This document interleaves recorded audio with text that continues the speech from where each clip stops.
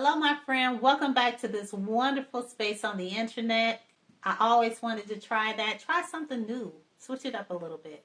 And if you are new here, welcome, welcome, welcome to this amazing community where we are changing the narrative. Life is better after 50. We ain't getting old, we're getting better. My name is Williams-Bea, and I'm your travel companion on this journey and exploration of life over 50. So, Cricket, what's going on? You may ask. Well, my friend, after 40 years, 40, after 40 years, I've decided to return to my very first musical instrument, the violin.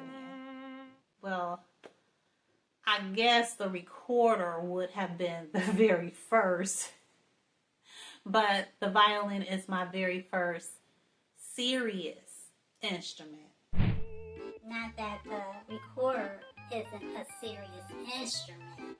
Not the one I had. I played a little plastic toy version, like what you get in elementary school. I don't know if they do it nowadays, but yeah, back in my day, we got little toy recorders. So in comparison to that, the violin is definitely more serious. It's the most difficult instrument to play. So some of you know the backstory about my violin. If not, real quick.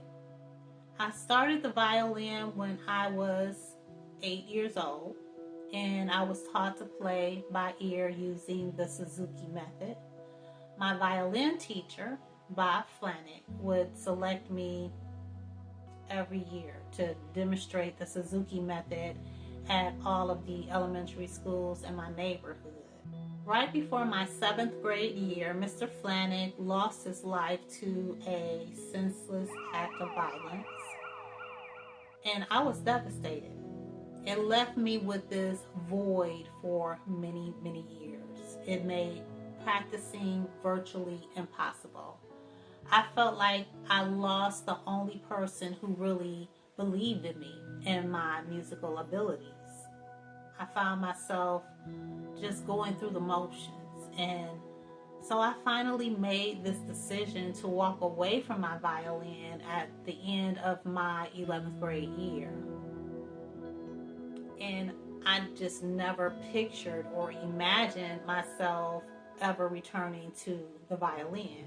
I mean, I actually I had 2 violins that I sold so that I could purchase a new soprano saxophone in order to create a scholarship tape to attend Berklee College of Music. I recall my cousin, who pastors a church in Nashville, paying a visit to our hometown of Cleveland, saying to me, Cricket, you're going back to the violin. You're going to return back to the violin.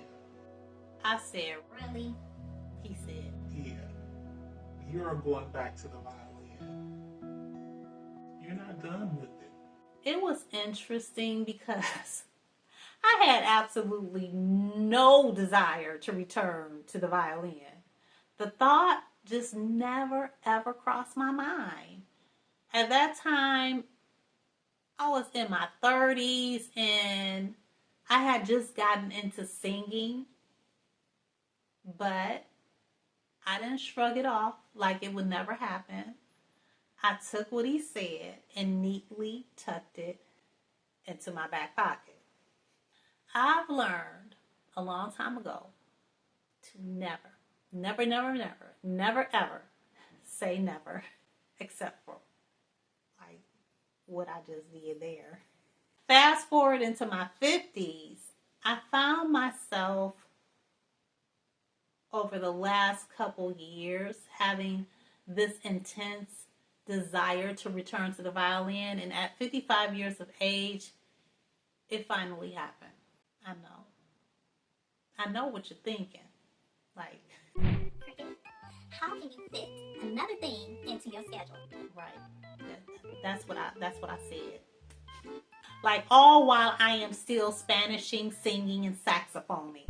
Well, Well, the violin, like Spanish, singing, and the saxophone isn't anything brand new to me. I played it for like 8, 9 years. Also, it is a welcoming addition.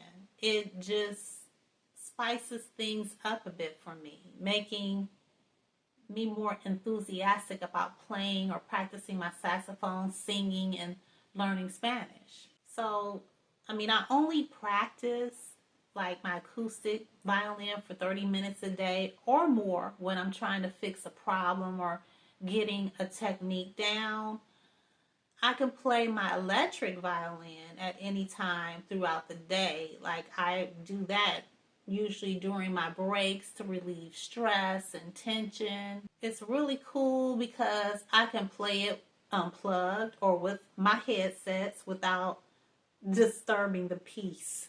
So yes, I have two violins. I received my electric violin as a gift this past Christmas. And after playing it for a few weeks or so, I quickly realized that I needed to get an acoustic violin to help with technique and with proper form. So my husband immediately ordered an acoustic violin. I really wasn't expecting him to do that. Well, I wasn't expecting to receive a violin at all until later on this year. But I am so grateful because I feel that it was just what the doctor ordered because I was getting burnt out, finding myself in this rut, and I was losing the excitement for learning Spanish. It's like I've fallen in love all over again. So this is what I've been working on.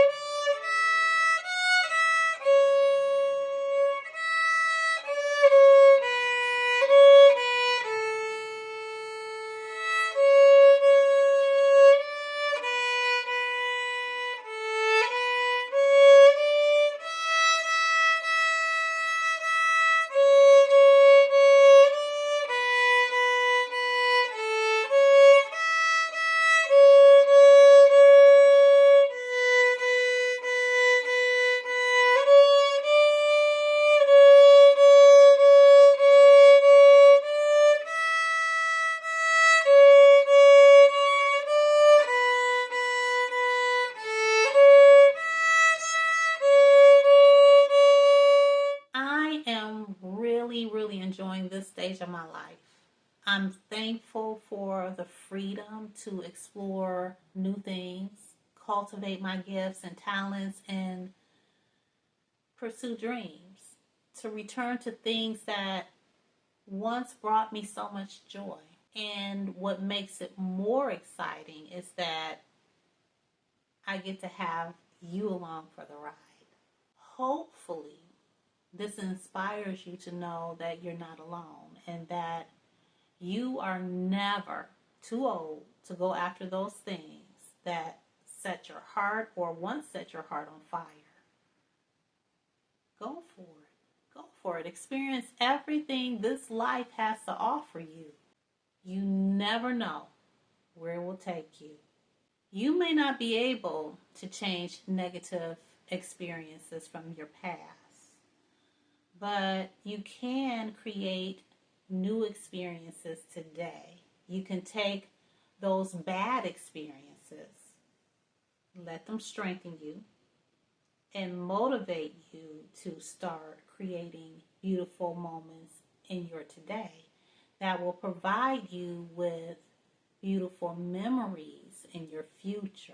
Hey my friend, thanks for watching. If you found this video inspiring or helpful, make sure you click like and share with a friend or a few friends.